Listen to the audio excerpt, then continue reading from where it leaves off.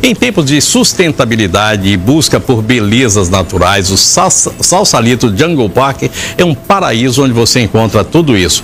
Olha, eu quero falar a respeito disso aqui com você e trazer você aqui para entender que a Sausalito não é somente um local para você ir no final de semana, não. Confere o recado, vai lá. Aproveite a promoção da Sausalito Jungle Park. De terça a sexta, preços especiais para escolas, faculdades e outros grupos. Desfrute do melhor da Amazônia. Passeio a cavalo, tirolesa, banana boat, pescaria, chalés, restaurante flutuante e muito mais. Promoção Sausalito de terça a sexta. Informações e reservas 3224-5300 e 9271-5656. Sausalito, o paraíso é aqui.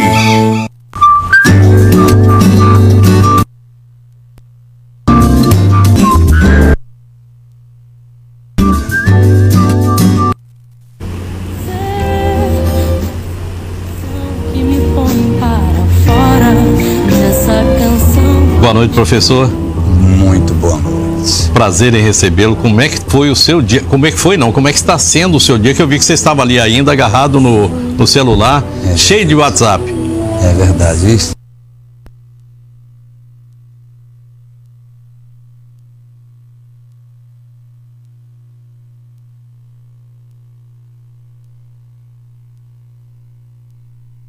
O expediente começa outro expediente, né?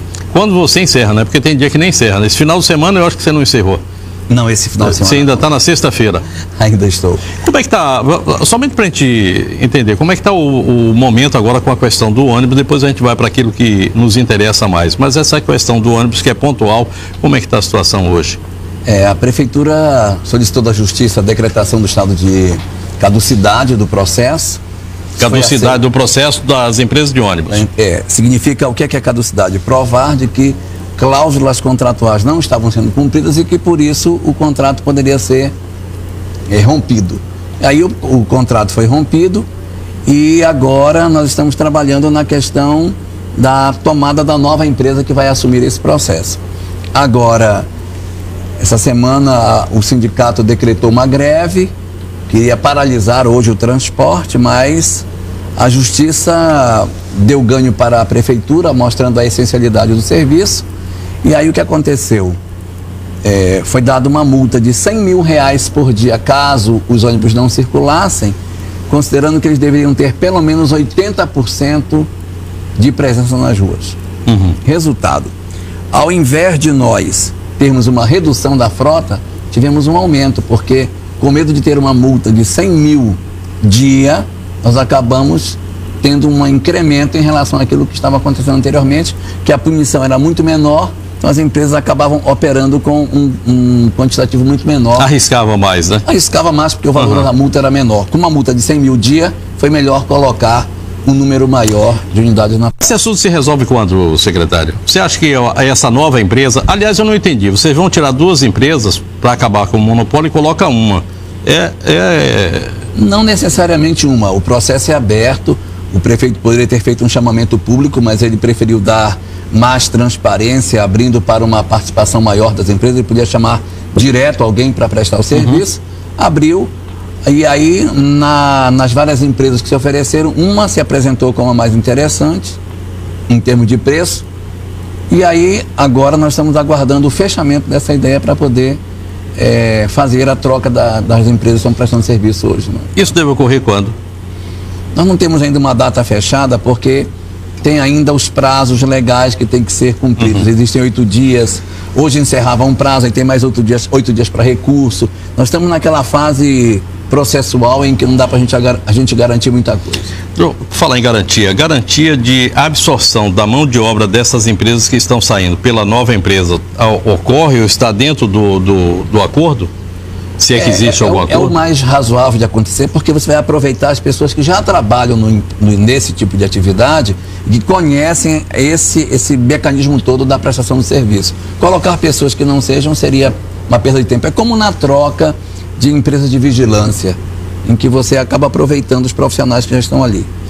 Professor Elahá, nós temos já há algum tempo aqui falado a respeito das obras que estão paralisadas na cidade. Pelas minhas contas, 40 obras. Me parece que esse é um número que está muito próximo da realidade. Eu não sei se isso... Pode ser que tenha acontecido alguma coisa aí, uma para mais, uma para menos, mas estaria ali assim. O que está acontecendo que a gente não consegue colocar essas coisas para frente? Nós temos obras aí que... Rua da Beira, os benditos viadutos, mas aí tem coisa muito menor. Por exemplo, uma escola que foi feita que até hoje não foi entregue. O que está vendo com isso aí? Vamos falar das grandes primeiro.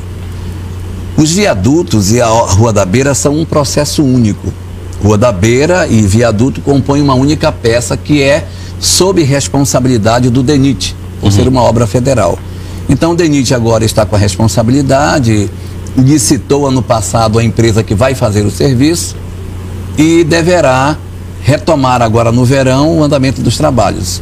Acredito que a gente vai ter em breve tempo já um andamento dessa atividade. Mas ele não é responsabilidade da prefeitura em si. Ele ficou até o dia 22/6/2013 sob responsabilidade do município. Mas aí saiu, passou para o governo federal. Agora, já das obras menores, nós tivemos várias obras que ficaram interditadas no final da gestão anterior em função de manifestações ocorridas por parte do Ministério Público, que entendeu que poderia haver indícios de alguma questão para ser investigada nessas obras. Elas foram realmente paralisadas. Indício de irregularidades? Sim, era o que dizia a manifestação do MPF. E aí, essas obras são obras que não são tão vultuosas, são vultuosas para as pessoas que moram, mas são obras várias, mas pequenas. São asfaltamento de vias, são drenagens, limpeza de canais. E esse processo vem sofrendo auditoria. Algumas delas a gente tem desembaraçado, está dando continuidade. Algumas obras que estavam paralisadas na prefeitura já estão andando, é o caso da Caúla. Agora, aquela praça ali ali a praça do Ralph, Praça da Caúla, deverá ser retomada. Então a gente vai ter toda uma regularização de várias obras que estavam paralisadas. As obras que estavam paradas porque estavam invadidas foram desocupadas. Desocupamos o Floresta 1, o Floresta 2 e o Mato Grosso. Tiramos o pessoal que estava nessas áreas, mas ainda estão invadidos o Cunhã 1 e o Cunhã 2, que são outros empreendimentos que estão numa condição legal diferente dos outros dois. E agora nós estamos retomando o processo para a conclusão dessas obras. 40 obras está muito longe daquilo que é a realidade da prefeitura. Eu chutei muito alto, bati muito para baixo. Não, acho que, se não me engano, eram 27 obras que o MPF havia se manifestado. E mais algumas? Mais algumas, não pelo chega a 40, TCU, mas por aí assim. Passa de 30. Passa de 30. Aí a gente vem retomando, devagarzinho arrumando, e as obras novas que a prefeitura está fazendo complementam aquelas que estão paralisadas. Antes de ir para o intervalo, nós temos ali no bairro da Balsa um bolsão. Aquilo ali é uma complicação que eu não gostaria nunca de ser prefeito para resolver aquilo ali. Nós temos a ligação ali da Farquhar com a Belmont. Nós temos invasões ali que, aliás, começaram a acontecer novamente. Nós temos a resistência de alguns moradores para saírem dali do bairro da Balsa. Nós temos casas que foram desalojadas e que agora estão sendo valha-couto de marginais. Enfim, a gente tem de tudo ali assim. O que a prefeitura pretende fazer naquele ponto? Porque aquilo ali é a entrada da cidade também. A ideia dali é haver uma demolição de todas aquelas unidades que até já foram indenizadas. E por que não se faz logo, secretário? A indenização, ela depende de algumas questões. Da derrubada dessas casas, para evitar que haja... A grande questão ali da não derrubada é porque existe toda uma atividade vinculada ao Ministério da Integração com relação à enchente.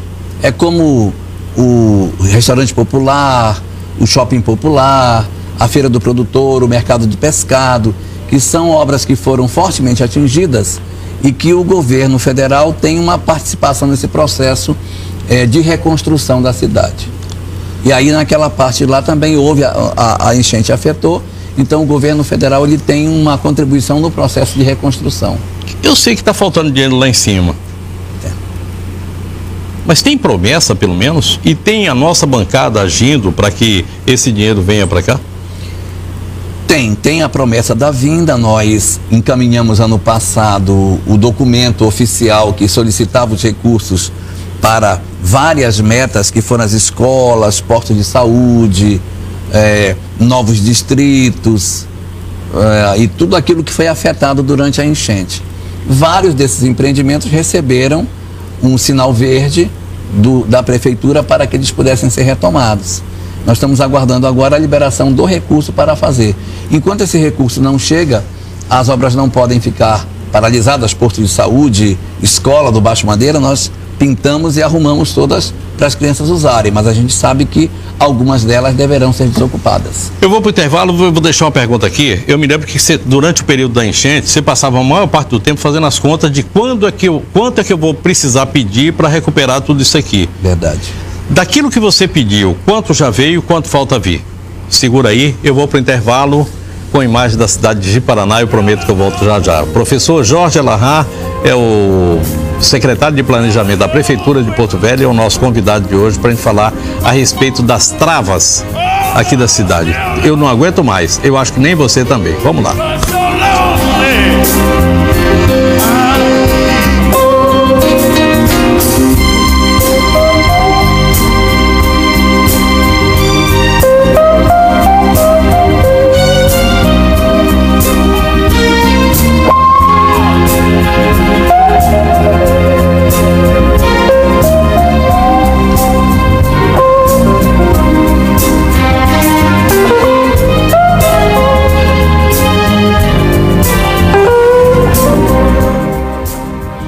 Tempo Real.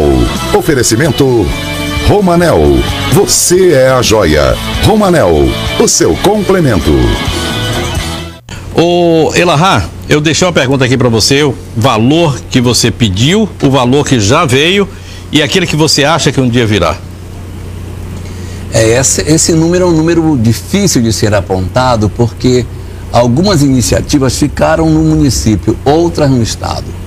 Por exemplo, há da parte do estado a pretensão de fazer um muro de contenção na frente da cidade, pegando desde dali da igrejinha de Santo Antônio e fazendo a curva do rio. É uma obra muito cara e o governo do estado está pleiteando recurso para isso até fora. Essa obra é para quantos milhões? Eles falam um valor, isso varia muito, mas assim o que eu ouço o pessoal comentar é na faixa de 2 bi. 2 bilhões de reais. Para fazer um muro de vergonha ali, né? Uhum. Muro que fizesse a contenção dentro daquilo que a boa engenharia determina. Mas a prefeitura não trabalhou esse muro, ela trabalhou mais a reconstrução das suas peças. Deu 270 milhões. Desse valor? Recebemos, em princípio, a sinalização de 3, mas o dinheiro ainda não veio. Nada? Não. Recebemos um recurso pequeno apenas para atendimento emergencial, mas de reconstrução mesmo, nós não temos nenhum recurso chegado no município. Não tem. Posso dizer que não tem porque as casas que já estavam construídas já eram parte de um outro processo. Isso. Mas objetivamente de reconstrução não veio nenhum recurso. Ou seja, até agora daquilo que a gente recebeu foi a destruição da enchente e absolutamente o olhar complacente do governo federal. Não, a gente tem ido lá, tem conversado, feito. Existe muita. Eles não nos negam, existe muito boa vontade, mas assim, objetivamente, dizer assim, olha, na conta da prefeitura caiu tantos milhões. Ou vai cair tanto? Nós não temos também essa informação, não temos. Você me dá só um minutinho. Essa semana vocês anunciaram que iriam fazer a reconstrução da estrada de ferro, do parque daquele espaço, da estrada de ferro Madeira Mamoré. Aí eu recebo uma outra informação, não pode fazer nada porque depende do IPAM ou do IFAM. Do IFAM. A Hidrelétrica Santo Antônio está no seu 4º ano de operação e já gerou mais de 13 milhões de megawatts-hora. Você sabe o que isso significa? Com essa quantidade de energia é possível colocar em funcionamento durante 3 anos mais de 14 milhões de geladeiras, 8 milhões de freezers e 52 milhões de ferros de passar roupa ligados 2 horas por dia. E tem mais. A energia gerada faz funcionar mais de 26 milhões de aparelhos de TV, como esse aqui que você está assistindo agora, ligado 5 horas por dia. Ou seja, dá para você ver a minha programação todinha. Hidrelétrica Santo Antônio. Nosso norte é energia. Professor, vamos lá para conversar mais um pouquinho. A bendita daquela... Do IFAM. Do IFAM. O que diabo é isso, rapaz? Por que a gente... A prefeitura fala uma coisa, o Estado fala outra, a União fala outra, aí vem um trem lá que a gente não sabe nem a quem pertence, que diz assim, é o IFAM. Não, vai ter que ser do meu jeito. Não, na verdade... Você tem excesso de zelo, não? Na verdade, a gente precisa de um excesso de zelo para lidar com as questões históricas que a gente tem. Precisa. Não, as coisas são depedradas, são ignoradas, são destruídas, abandonadas. O IFAM, ele tem um diálogo permanente com a prefeitura para que se faça esse trabalho de aproximação. Agora mesmo, no comecinho do mês, nós tivemos um evento no Ministério Público sobre o patrimônio histórico de Porto Velho, com a apresentação do IFAM, da prefeitura, discutindo esse ambiente histórico que a gente tem na cidade. E agora, dos dias 8 a 10 desse mês, amanhã, né? Amanhã. Depois da manhã, 8 a 10, nós teremos um seminário na cidade sobre a revitalização da Estrada de Ferro com a participação dos vários atores nesse processo. E aí a gente vai poder, nessa hora, debater o que fazer, não só com a questão da Estrada de Ferro, que é um aspecto histórico importante, mas outras áreas também importantes da cidade, como, por exemplo, o nosso centro histórico hoje, centro comercial da cidade, que é muito importante e que precisa de um carinho para que ele seja revitalizado e mostre toda a beleza que ele possui. Bom, professor, o doutor Dimes da Fonseca está à frente da coisa do Ministério Público Federal, não? Não, era no Ministério Público Estadual. Estadual. Doutora Aide. Doutora Aide. Não, está em boas mãos. Está em boas mãos. É outra pessoa também que tem uma preocupação muito grande. Eu acredito que esteja também fazendo, que ela vai apontar bons caminhos. Agora, aquilo ali, se não tiver uma mão de ferro dizendo faça assim, faça assado, a gente não vai a canto nenhum, né? É o objetivo de juntarmos as mãos. Sociedade Civil, IFAM, Governo do Estado, Prefeitura, Ministério Público, todos juntos, apontando o que a gente pode fazer para que a nossa cidade, a nossa Madeira Mamoré possa realmente ocupar o espaço que ela tem e revelar para nós todo o potencial turístico que ela possui. Elahá, se a prefeitura estivesse encerrando, se o Mauro estivesse encerrando o seu mandato hoje, o que você diria que houve de positivo durante esse período? Eu sei que vocês estão ainda nesse processo de construção de uma série de coisas. Lógico, eu ando pela cidade, eu sei que tem buraco para ser tapado, tem rua que está um traste, enfim, nós temos mazelas de todo tipo. Tem duas coisas aqui que eu nem vou perguntar mais à prefeitura, porque eu nunca sei direito a quem eu devo perguntar. Eu acho que eu vou perguntar ao bispo de Macedo. Mas é o seguinte, saneamento básico e água tratada, eu não converso mais. Só vou ficar pedindo a Deus que uma hora traga pra gente. Mas no resto, eu gostaria que você me dissesse, olha, Léo, tem uma coisa que nós fizemos, porque você faz parte desse grupo, e que a gente se orgulha muito, é isso aqui. Qual é a marca que existe da prefeitura até hoje? Acredito que existem algumas coisas que são muito importantes. A cidade tem um grave problema de infraestrutura. Então, nessa questão de infraestrutura, asfaltamento é um problema e drenagem é outro problema. A gente que faz audiência pública nos bairros observa que as pessoas reclamam mais da falta de drenagem do que da falta de asfalto. Porque alaga, porque não tem escoamento, as ruas não tem queda e as casas vivem alagadas. É muito recorrente esse tipo de coisa. E nessa gestão agora a gente está trabalhando fortemente na construção de uma nova rede de drenagem com muito mais qualidade, com tecnologias diferenciadas, colocando o asfalto todo com drenagem onde a gente está colocando. Isso tem sido muito bom, porque tem reduzido o problema de alagação em várias partes da cidade, como era a proposta que o prefeito havia feito antes de se eleger. Agora mesmo, hoje à noite, estava na prefeitura discutindo a necessidade de nós termos um contrato para que a gente faça a limpeza de quase 5.000 bocas de lobo que a gente tem na cidade. São 4.920. Elas serão contratadas para que sejam reconstruídas, revitalizadas, desobstruídas, porque elas estão muito quebradas, destruídas. Então a gente vai contratar uma empresa de engenharia para reconstruir esse sistema de drenagem já existente. E aí vai conectar com o novo que a gente está fazendo. A população deve ter visto uns canos de PVC que a gente está utilizando, chamado Riblock. É uma tecnologia bem mais moderna, bem mais ágil, mais fácil de você implantar e que dá muito mais velocidade no processo de implantação dessa nova drenagem. Isso vai ser uma coisa um diferencial bom, que é a drenagem e o asfaltamento. Isso aí vai ser uma coisa forte. Uma outra coisa forte é a questão da regularização fundiária, que eu acho que vai ficar uma herança boa. À frente da cidade toda tem uma faixa chamada figura A.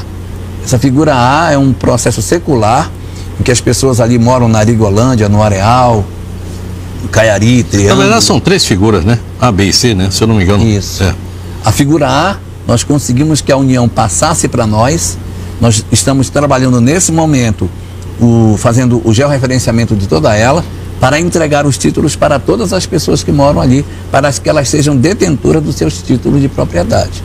E isso vai ser feito também em alguns distritos, como União Bandeirantes, Nova Califórnia e Jaci Paraná, que são os 3 que a gente já tem, para que esses distritos finalmente possam dar condição das pessoas que são donos de suas terras. Professor, bem rapidinho, porque a gente já está chegando ao final do programa, é o seguinte, se eu quiser saber um terreno que está ali na figura A ou em qualquer outro lugar da cidade, eu tenho que me dirigir a Semur. Em frente à rodoviária. Isso, e lá tem um cidadão que ele detém essa informação.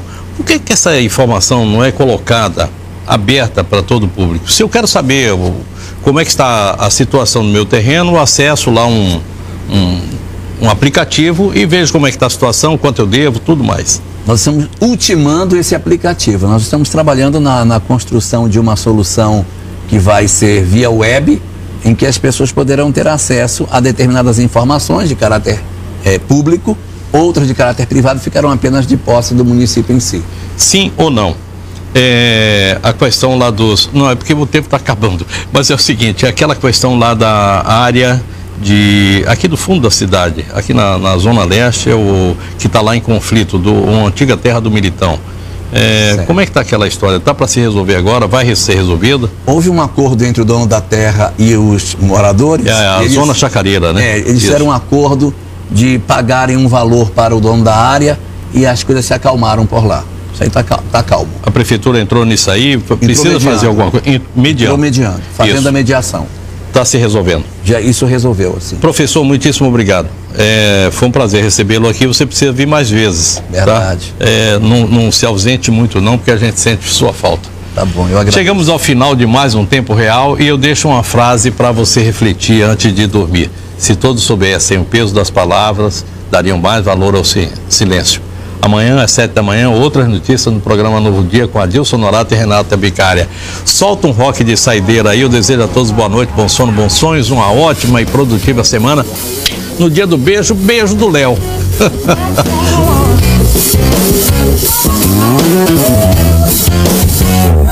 Tudo que eu sou, tudo que há em mim, tudo foi meu pai que deu.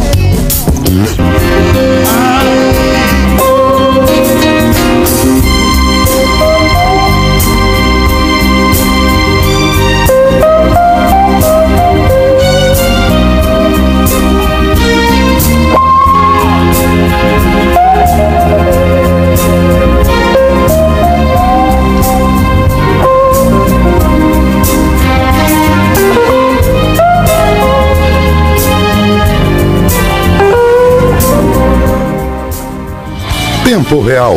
Oferecimento Romanel. Você é a joia. Romanel, o seu complemento.